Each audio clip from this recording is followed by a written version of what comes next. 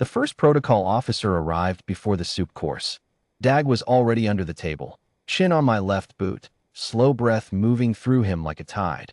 When the Vaethri in the gray diplomatic sash crouched at the table's edge and said, in careful coalition standard, that large fauna were not permitted within 6 body lengths of a senior envoy during a formal orientation feast. I looked at him. I looked at Dag. I said, he's not large fauna. He's my dog. The officer straightened, made a note on his tablet, and left. Dag's tail moved once, slow, like a flag in low wind. He put his chin back on my boot. The mess hall on Station Vareth 4 was built to impress. 3 decks of bioluminescent wall panels cycled through colors I didn't have names for, and the food service bays ran the length of the far wall, 16 of them, each calibrated to a different species chemistry. The smell was extraordinary. Not bad, exactly, just deeply, profoundly wrong to a human nose. Fermented something, sulfur adjacent, a sweet top note that my hindbrain was convinced was a warning. Every alien in the hall had gone still when Dag walked in. Not afraid, most of them. Something older than afraid. A recalibration. He was 160 pounds, and he moved like he had always lived here, which in a sense he had, because Dag moved like he lived everywhere he happened to be standing. He'd walked in at my heel, looked at the room, found it uninteresting, and lain down under the table. The second protocol officer arrived during the main course.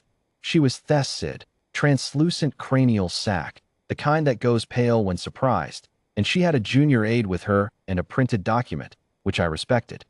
She explained, with genuine courtesy, that the station's Biosafety and Diplomatic Comfort Subcommittee had reviewed the initial report and confirmed that animals above a certain biomass threshold required a certified handling station and a cleared comfort transfer corridor before they could remain on the dining deck. I said, he's under the table. She said that was the issue. Specifically, the biomass was not visible to the room, but was detectable on biosignature scan, and 3 senior envoys had pinged the subcommittee independently. I looked under the table. Dag had his eyes half closed. His breathing was so slow, and even that for a moment I thought he'd gone to sleep. His tail moved, just a little, not for me, for the smell of whatever was in the bowl in front of me, which he had assessed and dismissed as not being food. I said, I can ask him to move. She waited. I said, Dag, come. He stood up, which took a moment, because he was Dag and he did things in his own time. He looked at the Thessid officer. She went very still. Her aide took half a step back. Dag yawned. The full, unhurried kind, all jaw, old teeth, tongue curling, and then turned, walked around the table, and lay down on my other side, now beside my right boot instead of my left. The cranial sac went pale. I said he moved. She made a note. She left. The aide left quickly. The third officer was Vaethri again, more senior, with a different kind of sash, and he brought with him a piece of equipment I didn't recognize. A portable biosignature nullifier, he explained, which would reduce Dag's presence on the diplomatic sensors to background noise, if I would permit a brief calibration scan. I said I'd rather not run calibration scans on my dog during dinner. He said the subcommittee had voted 3-1. I said, what was the one? He paused. He said the dissenting member had noted that the animal appeared to be performing a recognized interspecies composure function and that removal might destabilize the human delegate's orientation baseline. I looked at Dag. Dag looked at the biosignature nullifier with the expression he used for things he had categorized as irrelevant. His tail moved once. I said, he's right. Dag stays. The senior officer made a longer note than either of the others and withdrew. Senior handler Ovithkas arrived between the 6th and 7th courses. The Vaethri were a people who took their meals seriously, and he was the one I'd been warned about.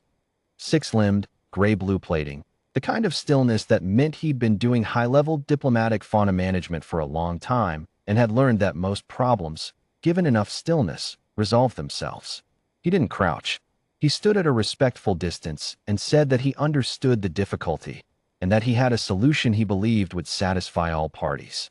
He had, he said, arranged for the station's own certified diplomatic fauna to be brought to the dining deck, a Vaethri comfort species specifically conditioned for high-stress interspecies events, with full subcommittee clearance and a behavioral record of 11 consecutive zero-incident ceremonies. He said it would serve the same function as my animal, without the biosignature disruption. I said I didn't think Dag was causing any disruption. Ovithkas said that was a matter of perspective. The certified diplomatic fauna arrived at the far entrance of the dining deck 3 minutes later. I didn't see it clearly from where I was sitting. It was large, pale-colored, moved with the deliberate calm of something that had been extensively trained. Its handler held a short lead. It took 2 steps into the room. Then it stopped. Dag hadn't moved. He was on his side now, one leg extended, breathing slow and even, not asleep, but close. The dining deck was 40 meters long, and the fauna was at the far end of it, and it had stopped at the entrance and would not come further in. The handler tried the lead. The fauna sat down. Ovithkas was very still. Dag exhaled. It was a long, complete sound, the exhalation of an animal with no outstanding concerns. The certified diplomatic fauna was walked back out of the dining deck. The handler did not return. Ovithkas stood where he was for a moment. Then he said, quietly, more to himself than to me, "What is he?" I said, "He's my dog. I've had him since he was 8 weeks old." Ovithkas looked at Dag for a long time. Then he made a note on his tablet and left without saying anything else. The feast ended at the 3rd bell of the station's evening cycle. The hall cleared slowly, the way halls clear when the people in them are thinking about something other than leaving. A few of the envoys looked at Dag on their way out, not with alarm anymore, with something that took me a moment to name: regard. I clipped Dag's lead on, and we walked out through the service corridor. He moved at my heel, easy, unhurried, the way he always moved, not because he was trained to it, though he was, but because there was nowhere he was trying to get to that I wasn't already going. The memo arrived in my station inbox 4 days later. It was from the Cultural Codification Attaché of Vaethri Diplomatic Station Verith 4, a name I didn't recognize, and it was 3 pages long. It described, in the formal language the Vaethri used for interspecies protocol filings, what it called a demonstrated composure anchor behavior, observed during the joint orientation feast of the current cycle, performed by an Earth companion animal of the St. Bernard classification in conjunction with its handler. The behavior, lying beneath the handler's table, maintaining contact with the handler's foot, producing slow cycle respiratory patterns audible within a 2-meter radius, accepting the handler's table scraps without agitation, responding to the handler's single-word direction and then resuming rest, had been assessed by the Codification Committee as a Category 1 interspecies composure function. They had given it a name: the soul posture. I read that part twice. Then I looked at Dag, who was asleep on the floor of our quarters with his chin on my left boot, breathing slow and easy, one rear leg twitching through something he was chasing in a dream. I filed the memo under administrative correspondence and didn't respond. He wouldn't have known what the fuss was about anyway.